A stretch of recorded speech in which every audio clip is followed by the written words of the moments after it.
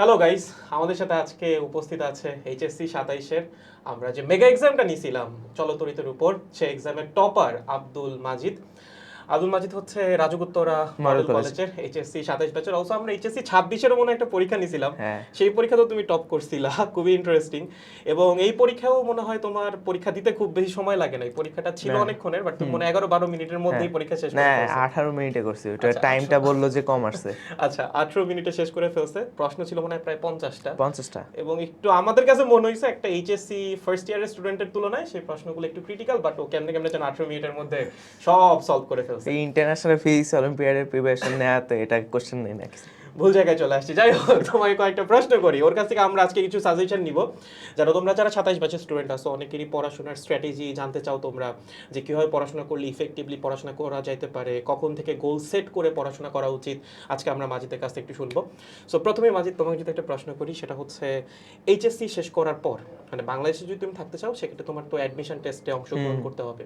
তোমার কি কোনো পার্টিকুলার গোল সেট করা আছে যে আমি এই লক্ষ্যে আগাইতে চাই? হ্যাঁ, আপাতত ইচ্ছা হচ্ছে বুয়েটে পড়ার, মানে বাংলাদেশে থেকে। ইঞ্জিনিয়ারিং এ হ্যাঁ, যাওয়ার ইচ্ছা ইঞ্জিনিয়ারিং। তোমার আর কি? মানে এটার পিছনে কোনো স্পেসিফিক রিজন আছে, কোনো কারণ আছে?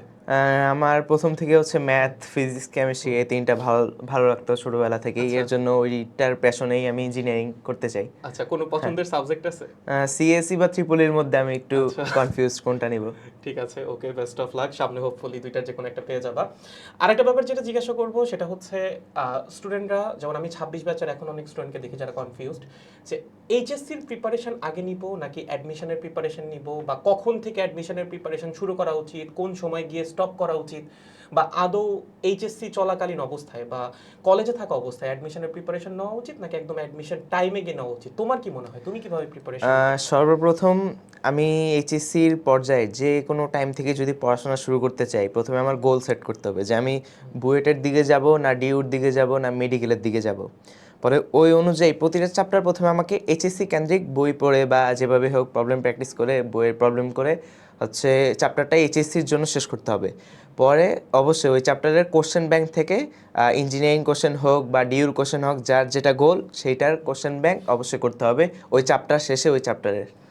আচ্ছা, ওকে, সো এটা একটা পারফেক্ট রুটিন আমার কাছে মনে হয়। আর আরেকটা জিনিস, তোমরা অনেকে বই পড়তে চাও না, আমি নিশ্চিত মাজিদের কাছে জিজ্ঞাসা করলে সেম অ্যান্সারই দিবে, তাও জিজ্ঞাসা করি, তোমার কাছে কি মনে হয় বই পড়া কি উচিত নাকি উচিত না? আমি এখন পর্যন্ত ফিজিক্সের নির্দিষ্ট বই ভালো মতো হ্যাঁ, ধরি নেই। অন্যান্য সাবজেক্টের? ম্যাথ তো কেতাব স্যার করতেছি, হ্যাঁ। আর কেমিস্ট্রি হচ্ছে হাজারি স্যার আর কবির স্যার না পড়তেছি। মানে অনেকে যেটা আছে, ধরো আমি তোমার হিসাবটা বাই দিলাম, তুমি যেমন ফিজিক্সে ইন্টারন্যাশনাল অলিম্পিয়াডের জন্য প্রিপারেশন নিচ্ছ, ওইটা তো আলাদা ব্যাপার। বাট অনেকে আছে না, কেবলমাত্র টেস্ট পেপার পড়ে বা কিছু ম্যাথ করে, বইয়ের যে থিওরিগুলা এগুলো হচ্ছে ওরা পড়তে চায় না। তো আমার কাছে যেটা সবসময় মনে হয়েছে ওভার 3 or 4 ইয়ার্স, যে বইটা ভালো মতো না পড়ার জন্য ওদের হচ্ছে ফান্ডামেন্টাল যে নলেজটা, সেখানে একটা গ্যাপ থেকে যায়। তো আমার কাছে মনে হয় হচ্ছে বইটা পড়া হ্যাঁ, উচিত। বইটা অবশ্যই সবার আগে বই পড়া উচিত। হ্যাঁ, সবার আগে কি লেকচার দেখা উচিত, তারপর হচ্ছে ওই লেকচারে কোন কোন বইয়ের টপিক পড়ানো হয়েছে বইটাও একবার চোখ বুলে অ্যাটলিস্ট দেখা উচিত। বই মুখস্থ করার তো দরকার নাই। ফিজিক্স বই তো একবার রিডিং পড়লেই হয় যে থিওরিটা কি লেখা আছে, কারণ এগুলো এমসিকিউতে মাঝে মাঝে কাজে লাগে, মেডিকেল এমসিকিউতে আসে। আর তুমি এমসিকিউ এর জন্য কি আলাদাভাবে কোনো কিছু প্র্যাকটিস করো? এমসিকিউ যে অ্যাডমিশনের এমসিকিউ। হুম, মানে এটা দিয়েই হ্যাঁ, হচ্ছে ওইটা তোমার হচ্ছে এমসিকিউ পরীক্ষাটা আমি হচ্ছে।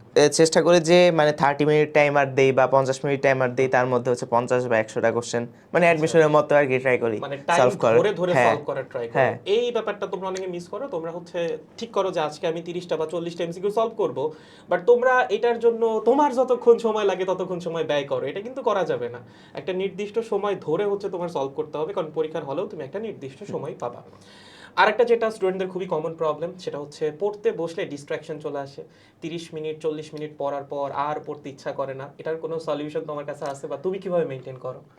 সবসময় আধা ঘন্টা থেকে 1 ঘন্টা টানা পড়ার পর অবশ্যই মাথায় চিন্তা আসে যে মানে পড়তে পড়তে কাহিল হয়ে গেছি। তার জন্য 1 ঘন্টা পর পর অবশ্যই 5 থেকে 10 মিনিটের ব্রেক নেওয়া উচিত একটু পড়ার থেকে। ওকে, ঠিক আছে। সো আই গেস তোমরা কিছু বেসিক অ্যাডভাইস হচ্ছে মাজিদের কাছ থেকে পেয়ে গেছো। এর বাইরেও তোমার যদি তোমার যারা ব্যাচমেট এইচএসসি 27 ওদের উদ্দেশ্যে কিছু বলার থাকে, বা জুনিয়র যারা আসতেছে সামনে এইচএসসি তে, আরেকটা ব্যাপার, আরেকটা প্রশ্ন তোমাকে একটু করি। যেমন আমার নিজেরও এটা আসলে হয়েছিল, আমি যখন কলেজে মাত্র উঠছিলাম, ওঠার পর হচ্ছে 3 থেকে 4 মাস সময় আসলে কলেজের সাথে খাপ খাওয়াই নিতেই চলে গেছে। ওই টাইমটা হচ্ছে নষ্ট হয়েছে। সো তোমার কি এরকম কোনো সাজেশন আছে যে একদম ইন্টারমিডিয়েটে ওঠার পর প্রথম যে সময়টা ম্যাক্সিমাম স্টুডেন্ট কিন্তু এই সময়টাই নষ্ট করে, এই সময়টা কিভাবে ইফেক্টিভলি কাজে লাগানো যায়? যারা জুনিয়র আছো তারা অবশ্যই এসএসসির পর যে 3 মাস 2 মাসের ব্রেক দেয়, ব্রেকের মধ্যে অবশ্যই ব্রেক নিবা, কিন্তু আমার মনে হয় না কোনো স্টুডেন্ট 1 মাস মানে 1 সপ্তাহ না পড়ার পর বা 1-2 সপ্তাহ ব্রেক নেওয়ার পর তার মনে হবে যে মানে এখন দিনগুলো বোরিং যাইতেছে না, একটু পড়ি। মানে এমন না যে ইন্টেন্স পড়াশোনা, একটু আর কি বইগুলায় দেখলাম ইন্টারের বইগুলা কিরকম, তারপর মোটামুটি 1 মাস পর অবশ্যই সিরিয়াসলি পড়াশোনা করা শুরু করে দেওয়া উচিত। এটা হচ্ছে এসএসসি হ্যাঁ, পরীক্ষার পরে। হয়, ঠিক পরে। আছে। তো আমরা মাজিদের কাছ থেকে বেশ কিছু অ্যাডভাইস পেয়ে গেছি, আজকে মাজিদকে প্যারা দিব না আর, কারণ ওর অনেকটা কষ্ট করে আসা লাগছে আজকে স্টুডিওতে। হোপফুলি আবার কোনো একটা এক্সামে মাজিদ টপ করবে, তখন মাজিদের সাথে আমাদের আবার দেখা হবে। Thank you. ইনশাআল্লাহ।